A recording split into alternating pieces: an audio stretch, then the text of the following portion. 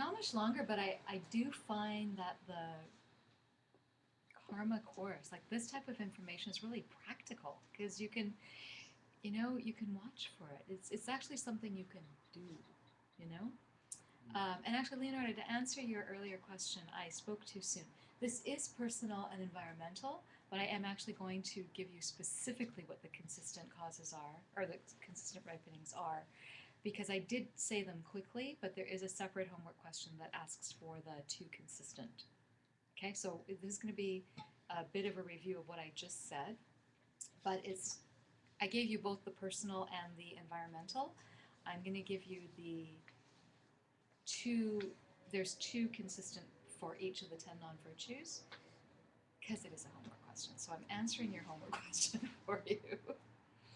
So the first one, which was killing, the two consistent results is 1, your life is short, and 2, you get sick easily.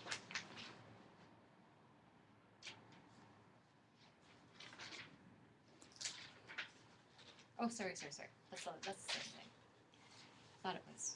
Your life is short and you get sick easily is 1. Like basically your health isn't good, and or your life can be cut short. So that's the one consistent cause. The second consistent result, is that oh no, sorry, I take that, it's late. I'm tired. I was right. Life is short, you get sick easily. Those are the two. Okay. For killing. Yeah, Not for killing. energy. For killing. Not Not having not having enough energy is considered part of getting sick easily.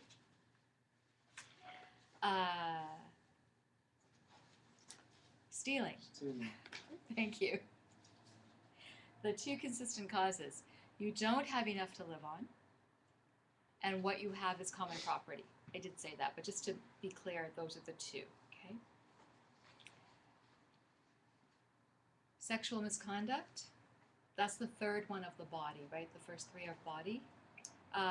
Consistent results. People who work around you are inconsistent, which means they're unreliable. You're surrounded by unreliable people.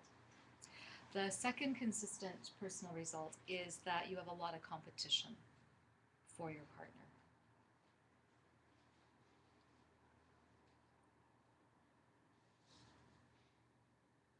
Lying. First consistent cause is no one believes what you say, even if you're telling the truth. And the second consistent cause is that others are always deceiving you.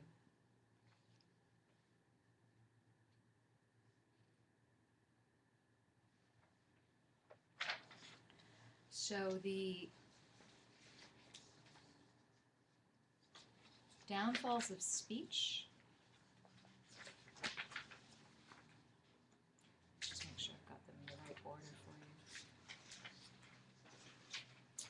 you. Okay, so the first downfall of speech is lying. Is that the one I just gave you? Yes. Okay. The next one is divisive talk. So the consistent results is that people around you are always fighting. And the second consistent result is you're surrounded by undesirable characters.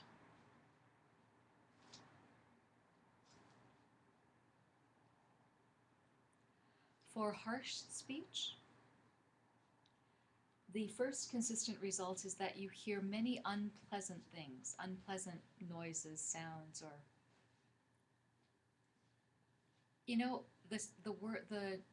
the level doesn't have to be high. It might be. That might be what's annoying. It might be whispers, but what you hear is unpleasant, right? Like it can be either. So it doesn't just have to be the decibel of what you hear. It's whatever you hear as unpleasant. Tinnitus, the inner ear. You've heard that disease people have. They have this inner tinnitus. Would that be an example? If it's annoying. It is for most people who have it. What is the cause of that in terms of a medical? I mean, this is the cause of that in terms of the real cause of that. But what is the medical? It's related to the hearing loss. Yeah. Family of hearing loss. But I don't medically remember all of that. But sometimes medication too. Yeah, that's what they say. So, I wonder what would it would be really interesting to do a clinical trial on everybody who suffers from that and give them a course of the antidote to this downfall of speech and see if it actually ameliorates it at all. Like, if it's irreparable damage, it probably won't fix itself, but I wonder if they might. That would be really interesting. The Dharma research. Dharma research. Joyce. Joyce is the scientist in the group, so. Okay, which one was I on? The second half. That was 6, half. right? Okay, so unpleasant things. Everything. And when others talk to you, they always seem to be wanting to pick a fight. Yeah, sorry, that's kind Harsh of speech. Harsh speech. How does it differ from divisive speech? The divisive talk is that people are always fighting with each other. Between each other.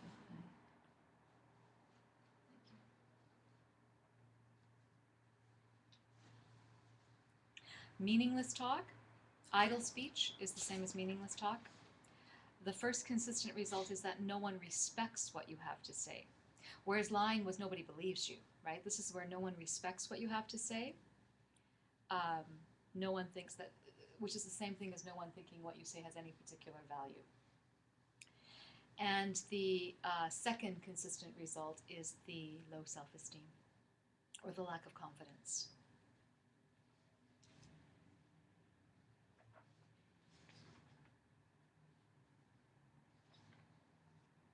So, coveting, your personality is dominated by desire,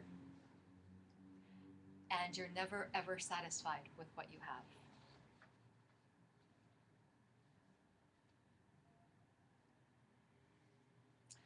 With ill will, you either find yourself, this is the same thing, you either find yourself without help or not getting the help you need. And the second thing is also twofold. You are either always hurting others or being hurt by others.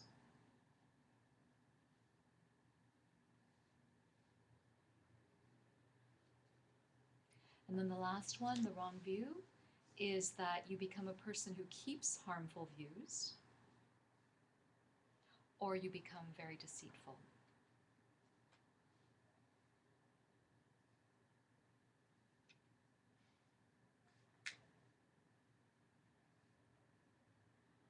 This might be in the reading, but the other definition of consistent that some great lamas have talked about is that and this is what they call habitual karma, like you have this propensity, this proclivity to want to keep doing that thing.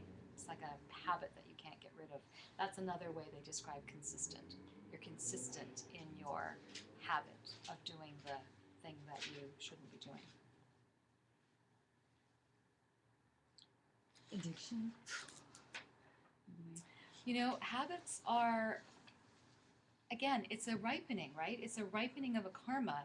And so, in a way, it's something beyond your control because it's from a past deed.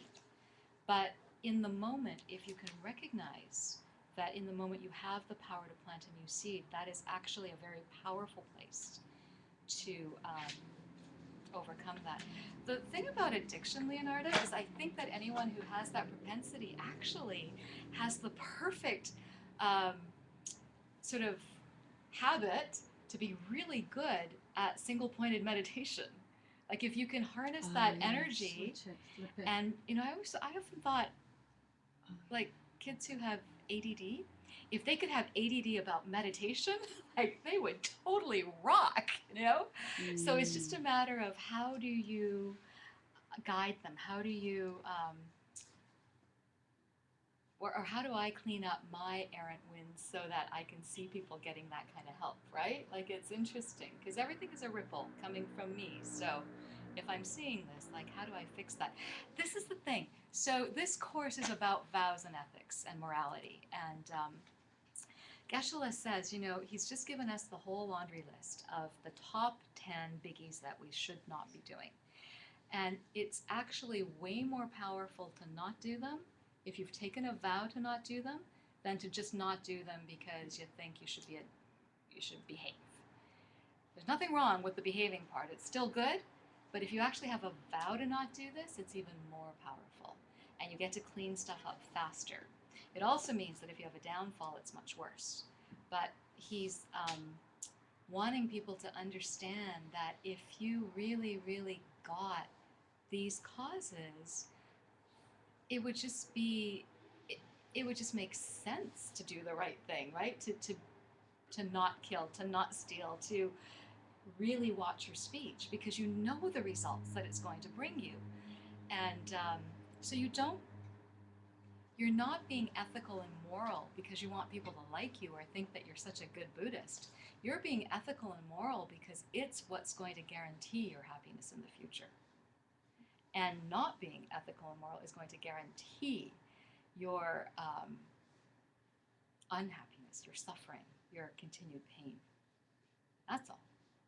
So here's a really interesting other thing that he says. You know, if you are an educated Buddhist, especially lately around here, there is this whole attraction to reaching shamatha, to reaching single-pointed meditation, and it's an honorable goal. And I really am so thrilled that you guys are practicing at 6:30 in the morning on Sundays. Every Sunday there's a meditation sit. Fantastic. However, you will not ever get to shamatha if you're not keeping your 10 non-virtues.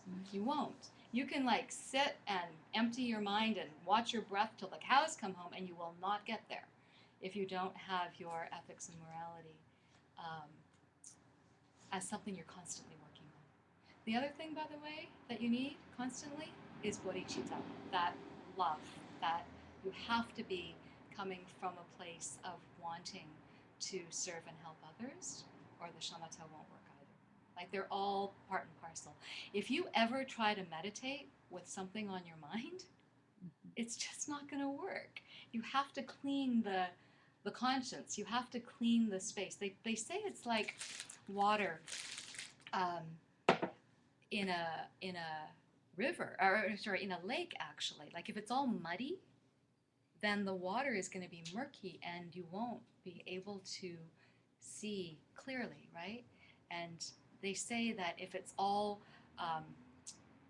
being all stirred up and there's all these ripples going on, the moon will not reflect perfectly. But if it's perfectly still and perfectly calm and clean, which is the analogy to the ethics and morality, then the moon will reflect in whatever still body of water is there for it to catch, right? So, like that. The other thing that Geshe-la brings up, because this kind of can sound a little scary, especially if you start watching your own mind. But here's a really beautiful way to, because I will warn you that once you start watching your mind, you're going to think, oh my God, I'm so messed up, you know, and that's not it. It's just that you're watching it. But the really beautiful spiritual tool to kind of like start practicing right away is something called rejoicing. So Leonard and I were just having a chat during that break where it is good to run through the 10 non-virtues and see how you're doing. But it's also really good to rejoice about how well you're protecting life, how well you're being honest or not withholding the truth, how good you are at protecting others' relationships or encouraging partnerships, how good are you at speaking sweetly and truthfully and bringing people together rather than splitting them apart, how good are you at speaking only of meaningful things, like, you know, doing the positive sides of all of those. Each time either you do it or you see others do it. Rejoicing in others, you get 10% of their good stuff, by the way. So it's a really, really powerful way to start accruing the momentum to mitigate the bad pockets of stuff that we don't even know what we have because of that time gap, and to really start the momentum towards what we call the upward spiral, right? So rejoicing is really, really important. Confession is important, and rejoicing is super important. And it's good to do both. You know, the Christians have it half right. They have, or Catholics, they have the confessionals, right? You have this little booth you can go in, and anonymously confess, and that's a good thing, but they should equally have a rejoicinal. So when you come out, you can go into this other one and anonymously just confess all the really great stuff that you've done and that everyone else around you has done. And both are important, both are needed for cleaning up this karma and getting us to this state of nirvana, which is where we have no mental afflictions at all. Yes. So, what would be the importance of putting some separation between you and the people around you that are encouraging this sort of stuff, the non-virtues? So if there's people around you that are acting out heavily Right. in this kind of stuff, Right. how important is it to put separation or to not? It goes back to your other comment about the person in the gym. And then my analogy to you about the Dharma gym, right? The spiritual gym. It actually has to do with where you understand your capacity to be. If you are in a position where people who are appearing to act badly or be a bad influence, if it's going to derail you from what you know is right or good, if it's going to distract you from the work you need to do to clean up your karma, then you need some distance. If you can be in an environment and be neutral about it, not judging, and just letting the karma ripen, then that's another layer. If you can be in that situation and actually not see them as a problem at all, but then maybe actually even be the voice of reason or the voice of assistance, or be someone who is such an amazing positive influence that you start to help them, that's another layer. But these are all different layers of evolution, actually. It's an evolution of your own karmic health, and only you can really gauge where you are and all that. And you know what? It's not being better or worse on that scale. We shift up and down that spectrum at any given point in the day, depending on how much sleep you got, how much, a lot of influences can affect our mind state. So know where you are at any given moment. Don't put yourself in a situation if you know that it's going to bring up the worst of your habits, and all you're going to do is single-pointedly commit non-virtues, you know what I mean? So there is a point where, and they say that if this type of spiritual work speaks to you, there's at the early phases, that spiritual muscle, it's just like the gym. If you haven't worked out for a long period of time, it's going to take some training, right? So initially, you're not going to put yourself in the ring with the heavy weights that are going to just completely, cause you to lose all sight of what you're doing. You're not. That would be silly. That would be actually a dangerous thing to do. But as you get stronger, you can be in... The thing is, they're going to change. As you get stronger, you're not going to actually have the same type of negative influences. They will actually be... You will recognize them. Alro's smiling at me over there, but you will recognize them instantly for the angels they are, who are just showing you the last bit of work you need to do, or they won't even bother you at all. They actually won't exist in the way they existed for you before, because they can't, because you don't have the seeds for that anymore. So it's a training process. But in the beginning, yeah, if you find that, you've got mixed influences where you can feel it rising in you, get yourself out of there. That's the smart thing. And then work on your view, work on that little debate on the cushion and stuff, and keep studying and keep talking to like-minded friends who can support the wisdom that you do have, and do a lot of this rejoicing thing. It actually is it's a fun tool too. It actually, you can feel it from the inside out, that it can be very, very powerful. Does that help? Any other questions? Okay.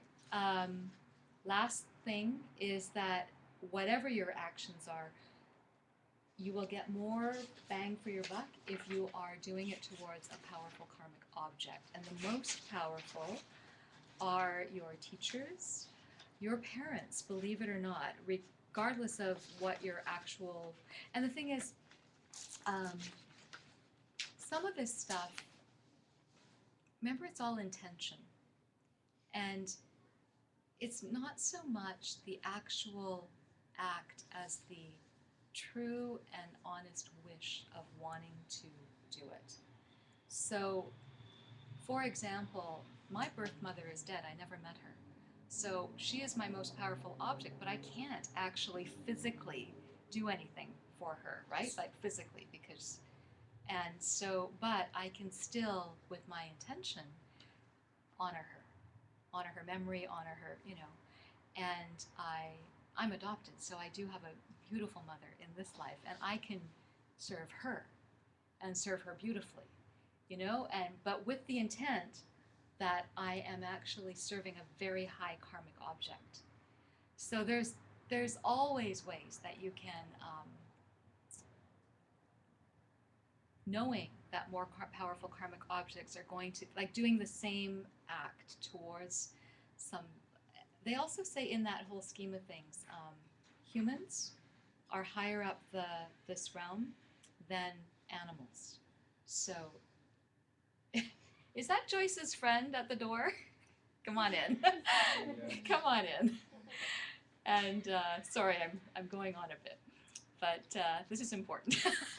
So the karmic object thing is that and you know what? It doesn't have to be like the teacher sitting up here. Like anyone who is teaching you anything of value, right? And you can even do what they call spiritual revisionism. You can go back on your life and see where the real lessons were and who were the people that really profoundly brought you to where you are today, you know? And have gratitude for that and rejoice for that. So know that there are varying levels of karmic objects. So they also say that, you know, people who are in real need of help, so people who are ill, who are in real need either financially or materially or emotionally, but again, you have to have the capacity to help them. And it's not about giving everything you own away. Like if it was about complete giving up of stuff and having no fun, we can pull up a truck and take everything you have and like throw you out on the street and like just go at it and you'd be enlightened tomorrow, if that were true. It's not true. So you have to do it within your capacity. And they also say that there has to be no other option. Like if you are their last resort, sort of thing. So there's all these varying degrees of karmic. If you want more details on that, it's in ACI 5. There's one, and you can scan the notes, and this is all available for free online, and there is a part that clearly gives just a brief summary of what the karmic object is and the varying degrees of importance. So that's the last thing, is whatever you're doing, do it towards a powerful object. And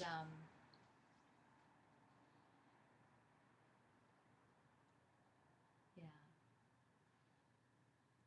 that actually starts to trickle us up into the secret teaching, so we're not going to go there today. But it all has to do with, again, you know, coming from a place of love.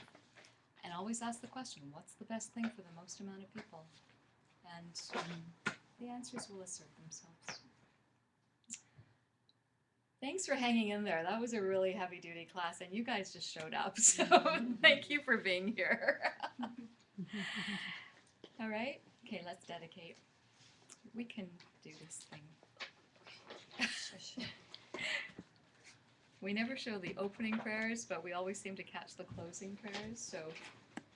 Oh, except, Leonardo, do you want to tell everybody about your event before we shut this off? Because maybe some of the people who are listening might be... Yeah, sure. 10 days from now, here's my 10 days from now is an event called Dance for Deaf Kids.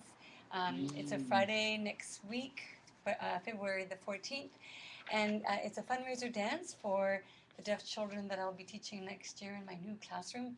So the money's going toward teaching materials and stuff for the classroom. Preceding the dance, though, is a by donation yoga class here. And actually, the whole event's by donation. There's a wish list that if you want to actually bring an item that I would use for my classroom, you can look at the wish list. Things like arts and crafts, kaleidoscopes, finger puppets, anything that lights up because it's visual.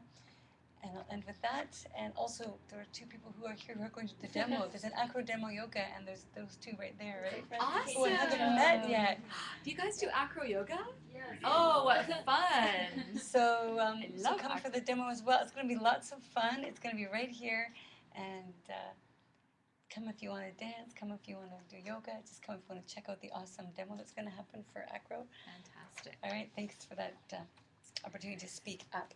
Yay! And an extra flyer, so please take Yeah, one take a and flyer. bring your friend. The other thing is Wednesday nights, there's a beautiful meditation class taught here by my co-teacher, John Buchanan. And that's continuing for Until July 31st. July 10 31st. weeks.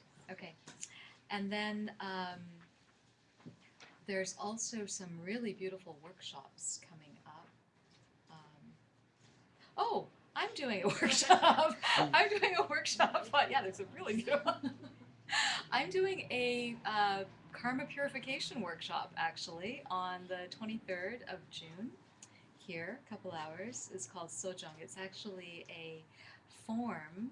It's not the monastic purification, but it's based on the monastic purification that they have. If you're a monk or a nun, you have a practice to do this confession ceremony twice a month. And I've been given the what we call the lun, the instructions from amazing teachers down at Diamond Mountain. So we're going to have a little workshop on that. It should be done on the full moon and the new moon, and the 23rd is a full moon. So we're going to do that here in the afternoon. The workshop does have a fee, but you know what? Don't let that stop you, okay? Like, just come. And if the fee's not doable. The other thing is I seem to be the karma person right now because I'm also doing a karmic management based on the DCI, the Diamond Cutter Institute principles. I'm doing a karmic management whole thing in July. So Friday night, July 12th, I'm going to do a public talk, which will actually be interesting. It won't be as in-depth and detailed as you got here, but it's going to be basically based on what Geshe Michael is traveling the world teaching at a corporate level, and also based on his Diamond Cutter book, if any of you have read that. And it's basically drawn from the series level 1 of the Diamond Cutter Institute. And then the public talk is just a public talk, but on Saturday we're going to do the corporate yoga, the Lady Nikuma yoga in the morning, and then the workshop will be in the afternoon. So if you are interested in not only the intellectual understandings of karma, but the practical applications, that will be a practical course that we'll do that afternoon. So that's the July 12th, 13th weekend. Dee Poinier is going to be teaching a fabulous workshop called Transforming Your Resistance. And that's going to be coming up in July, I think the weekend after my July workshop. And John is teaching inner body yoga. That's continuing. A couple more classes of that. One in July, one in June, one in July. There's going to be debate practice after this course ends in 4 more weeks. Yeah, today was 6, 7, 8, 9, 10. So on the 5th week, there will be a debate practice night here. And then there will be debate practice in between the meditation classes on Wednesdays too. I think that's it. Check the schedule for all of the yoga classes and stuff. And there are some really interesting workshops coming up. So, okay, we can shut that off. That's all the public service announcements for tonight.